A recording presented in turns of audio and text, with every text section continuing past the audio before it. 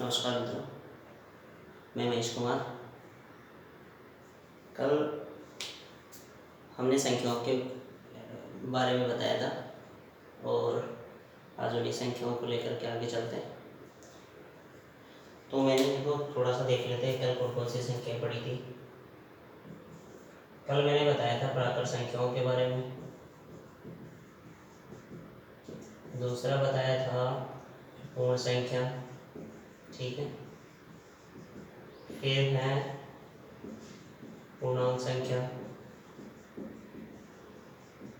फिर उसके बाद है ये तीन संख्याएं तो हमने पढ़ ली थी, लेकिन अब चौथी जो संख्या आ रही है ना वो आ रही है परिमेय संख्या। कौन सी? परिमेय संख्या। इसको इंग्लिश में कहेंगे रेशनल नंबर। क्या कहेंगे? रेशनल नंबर,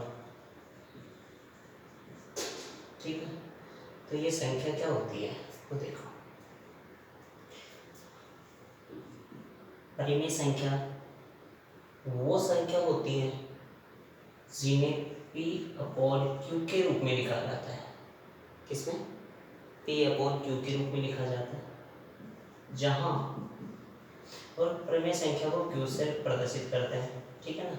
Q से प्रदर्शित करते हैं तो P/Q के रूप में जो लिखा जाता है, अर्थात P तो यहाँ अपना अंश होगा, Q होता है हर, ठीक है ना। तो ऐसी संख्या जिन्हें P/Q के रूप में लिखा जाता है वो परिमेय संख्या, जहां एक कंडीशन है कि Q का मान क्या नहीं होगा? जीरो। इस Q का मान कभी भी जीरो नहीं होना चाहिए, एवं साथ ही P व Q एक क्या होगा? पूर्णांक संख्या। क्या होगी? पूर्णांक संख्या। देखो मैंने आपको बताया कि पूर्णांक संख्या के बारे में हम जानते हैं क्या क्या होती थी। सभी ऋणात्मक संख्याएं, सभी धनात्मक संख्याएं, सभी धनात्मक संख्याएं, और साथ में शून्य भी होता था। ये सब क्या है? क्या है ये सब? पूर्णांक संख्या। इनको हम जब पूर्णांक संख्या बोलते हैं तो मैंने क्या रिप्रेजेंट किया है यहाँ पर? P और Q दोनों ही क्या है? पूर्णांक संख्या। तो P भी इन सब में कुछ भी हो सकता है, Q भी कुछ भी हो सकता है, लेकिन कंडीशन में आ गई कि Q का मान कभी जीरो नहीं होना चाहिए। समझ में आएगा? Q का मान जीरो क्यों नहीं होना चाहिए? कल मैंने आपको एक बात और बताई थी कि किसी भी संख्या में अगर शून्य का भाग देते हैं तो वो एक अपरिभाषित रूप प्राप्त होता है, ठीक है ना।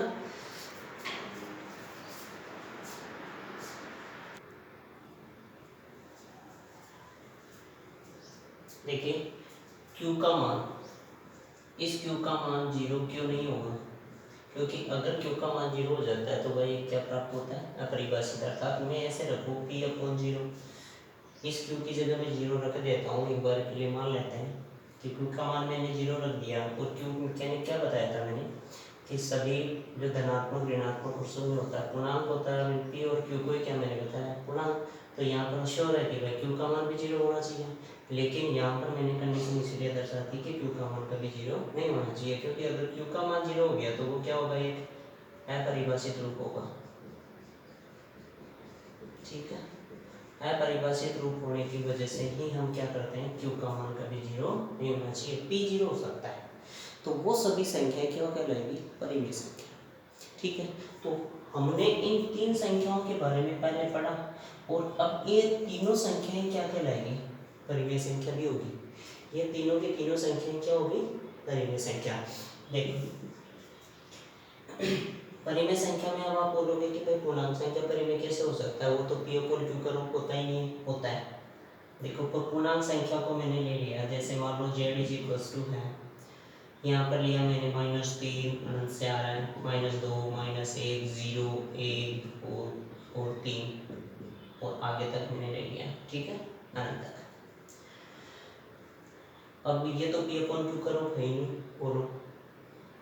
तो ये P/Q का रूप है, यहाँ 1 लगा सकता हूँ, यहाँ 1 लगा सकता हूँ, यहाँ 1 लगा सकता हूँ, सबकी जगह 1 लिख सकते हैं। तो बनाना 1/p, सॉरी p/q का रूप। अब ये p/q का रूप बन गया, तो इसका मतलब z जो एक पूर्णांक संख्या होती है, तो वो पूर्णांक संख्या भी क्या है, एक परिमेय संख्या। क्या है, परिमेय संख्या। समझ में आई बात। और परिमेय संख्या और भी हो सकती है, 1/2 हो सकता है, 1/3 हो सकता है, ठीक है, कुछ भी हो सकता है। तो यहाँ पर अपने पास में परिमेय संख्या की परिभाषा क्या होती है कि ऐसी संख्या जिन्हें p/q का रूप में लिखा जा सकता है, जहाँ q का मान 0 कभी नहीं होगा और p और q क्या होगी, पूर्णांक संख्या, तो उसी को ही क्या कहेंगे, परिमेय संख्या कहेंगे। देखो अपने इसी चैप्टर में, सेकंड चैप्टर में एक और आता है दशमलव प्रसार। दशमलव प्रसार मतलब परिमेय संख्याओं का दशमलव प्रसार किस रूप में होगा, वो दशमलव प्रसार 2.4 में मिलेगा। तो हम इसके बारे में डिस्कस बाद में करेंगे, ठीक है, जब 2.4 की बारी आएगी। तो हम थोड़ा सा जनरली मैंने बता दिया कि परिमेय संख्या इस रूप में होती है, ठीक है। आगे देखो, इसके बाद में आता है पांचवी, जिसको बोलेंगे अपरिमेय संख्या। कौन सी, अपरिमेय संख्या। अपरिमेय संख्या क्या होगी, अपरिमेय संख्या को इंग्लिश में बोलते हैं इरेशनल नंबर।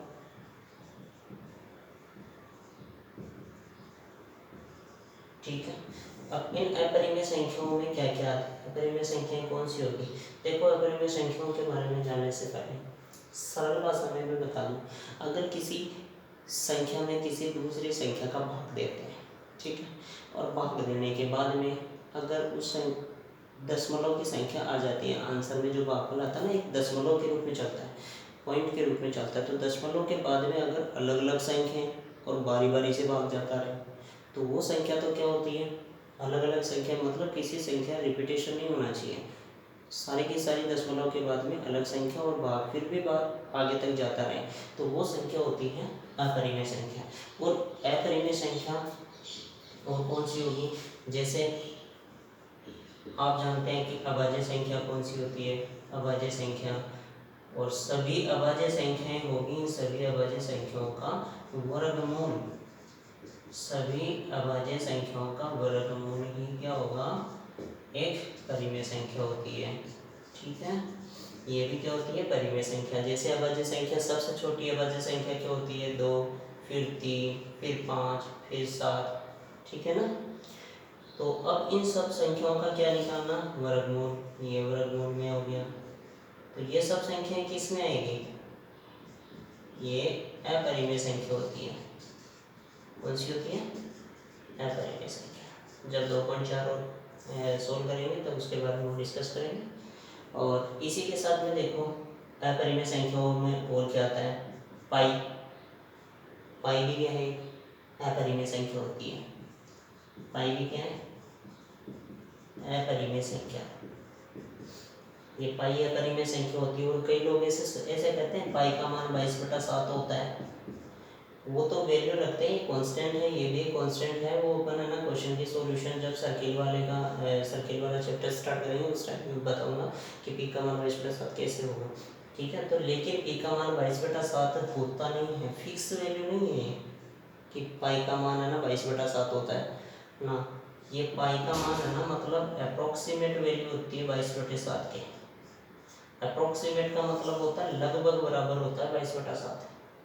कभी भी पाई का मान 22/7 फिक्स वैल्यू नहीं होती।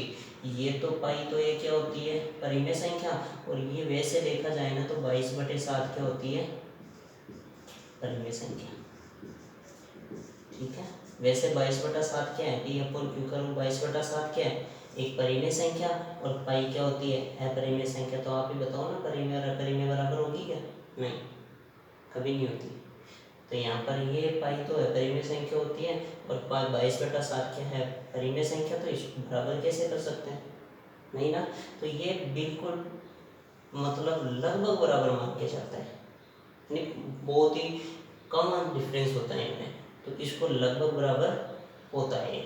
इस वजह से यहाँ पर पाई का मान 22/7 रख करके क्वेश्चन का सॉल्यूशन करते हैं, ठीक है। लेकिन हमेशा ध्यान रखना, पाई का मान कभी भी 22/7 नहीं होता, पाई लगभग बराबर 22/7 के होता है, अप्रोक्सीमेट वैल्यू होती है 22/7 पाई बराबर। समझ में ये बात, ठीक है। तो ये पूरा कंसेप्ट था अपने पास संख्याओं के बारे में। अब उसके बाद परिमेय अपरिमेय, अपरिमेय के बाद में जो आता है ना, ठीक है, अपरिमेय के बाद में जो अपना चैप्टर है वास्तविक संख्या, और वास्तविक संख्याओं के बारे में देखते हैं, ठीक है। तो करते हैं, देखो वास्तविक संख्या।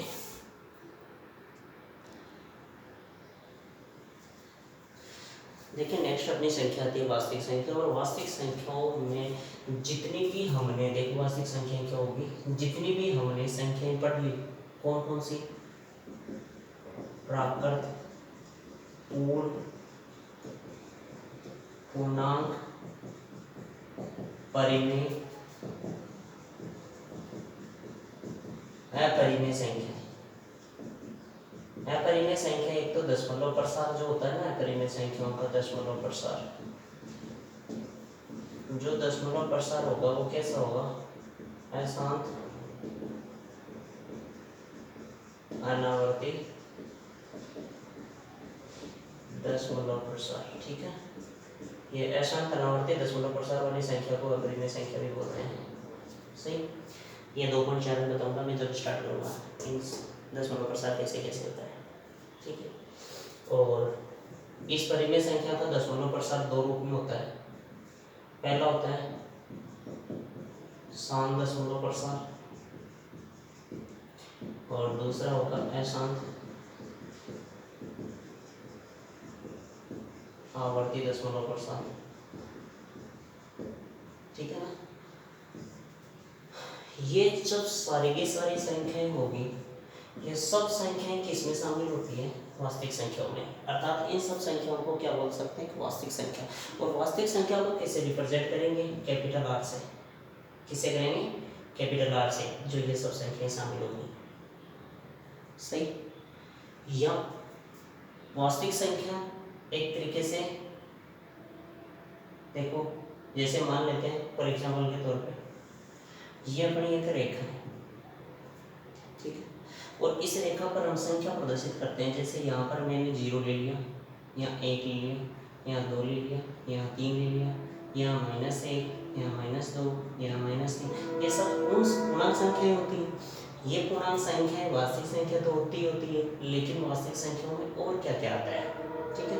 तो यहाँ पर देखिए, ये जो संख्या है अपने पास, यहाँ पर मैंने पॉइंट लिखा, यहाँ आ गई कोई संख्या, पेन की नोक इस रेखा पर जहाँ कहीं भी टच हो जाती है और एक पॉइंट मिल जाता है, इस पॉइंट को क्या कहेंगे, वास्तविक संख्या है। भाई यहाँ पर इस संख्या रेखा पर कुछ ना कुछ संख्या तो होगी इस जगह, चाहे दशमलव में है चाहे किसी में भी है, लेकिन कुछ ना कुछ संख्या है, उस संख्या को एक वास्तविक संख्या कहेंगे। क्या कहेंगे, वास्तविक संख्या। अब इस वाले पॉइंट की जगह कोई संख्या होगी तो उनको कोई जरूरी है क्या, इनको प्राकृत कहें, पूर्णांक नहीं, पूर्णांक भी नहीं होगी, परिमेय भी नहीं होगी, अपरिमेय संख्या भी नहीं होगी, ठीक है। तो यहाँ पर अशांत का रूप जा सकता है, शांत का रूप जा सकता है, किसी में भी रूप में आ सकती है। लेकिन इन पॉइंट के बाद, जैसे मान लिया मैंने एक कोई संख्या है 0.000000, ऐसे है ना, बहुत सारी जीरो लगा के अगर कोई एक भी लगा दिया ना, तो ये भी एक किस में कैलकुलेट होती है, वास्तविक संख्या में।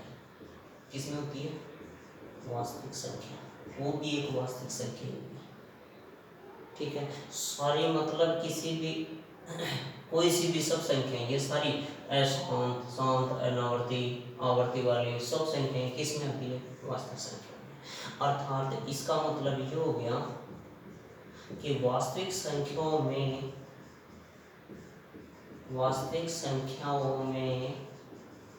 क्या पाई जाती है, निरंतरता।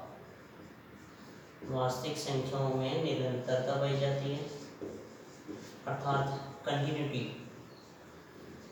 अगर इसमें कंटिन्यूटी पाई जाती है वो वास्तविक संख्या होगी।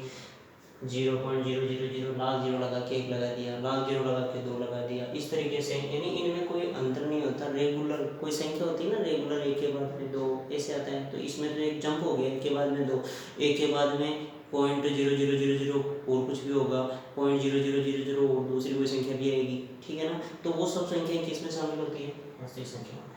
इन्हीं को ही हम क्या कहेंगे, वास्तविक संख्या। अर्थात सीधी सीधी भाषा में जिन संख्याओं में कंटिन्यूटी पाई जाती है, जिन संख्याओं में कंटिन्यूटी वाली सभी संख्याएं होगी वो सब संख्या किसमें आएंगी, वास्तविक संख्या होंगी। समझ में आई बात, ठीक है। अब अपना चैप्टर नहीं स्टार्ट हो जाता है यहीं से वास्तविक संख्याओं से। अब वास्तविक संख्याओं के बारे में पता चल गया होगा कि इस संख्या रेखा पर स्थित प्रत्येक संख्या, इस संख्या रेखा पर स्थित प्रत्येक बिंदु पर स्थित सभी संख्याएं क्या कहलाएगी, वास्तविक संख्या। ठीक है, तो इन्हीं वास्तविक संख्याओं का जिक्र करते हुए हम इस चैप्टर का आगे करते हैं। तो सबसे पहले आती है अपने पास में यूक्लिड डिवीजन प्रमेय का। ठीक है, सबसे मोस्ट इम्पोर्टेंट थ्योरम है ये, और इसी थ्योरम के बेस पे है ना मतलब क्वेश्चन शुरू करेंगे, एचसीएफ निकालेंगे, एचसीएफ एलसीएम एचसीएफ वगैरह निकाल सकते हैं। तो यूक्लिड डिवीजन विधि स्टार्ट करते हैं। ठीक है,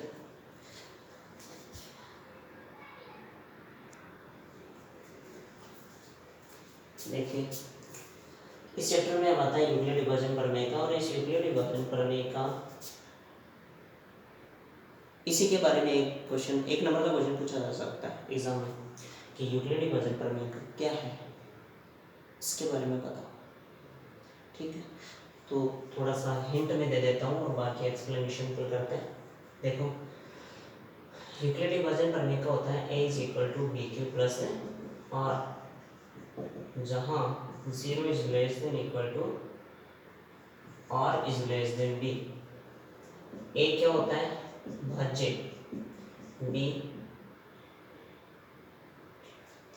b होता है वाचक, ये होता है अपने पास भागफल, और ये क्या होगा, शेषफल। ठीक है, भाज्य को px से प्रदर्शित करेंगे या fx से भी हो सकता है। ठीक है, इसको लिखेंगे gx, इसको लिखेंगे qx, और इसको लिखते हैं rx। ठीक है, इस तरीके से रिप्रेजेंट करेंगे। और याद रखना है यूक्लिड डिवीजन प्रमेय का लिखिए यह क्या होती है, तो a = bq + r, जहाँ 0 > r b, मतलब 0 शेषफल का मान 0 भी हो सकता है, 0 से बड़ा भी हो सकता है, लेकिन b भाजक से हमेशा छोटा होगा, हमेशा क्या होगा, छोटा। ठीक है, और बाकी इसके बारे में मैं कल दोबारा रिपीट करूँगा और बताऊँगा इसके बारे में। ठीक है, तो आज तक इतना ही बहुत है। थैंक यू, धन्यवाद, कल करते हैं बाकी।